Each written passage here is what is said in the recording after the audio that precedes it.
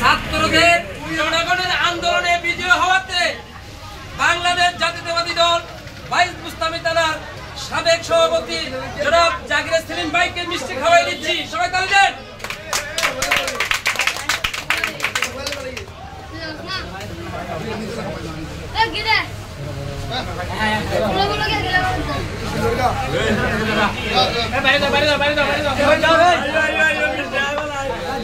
কিরে তবে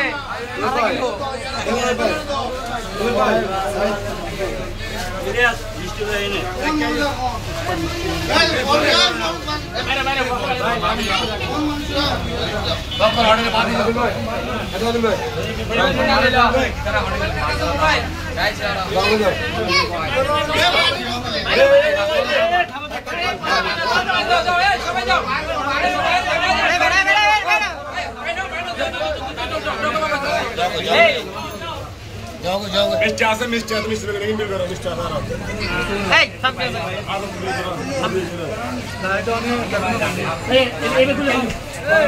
আরে কারণ আমি এখন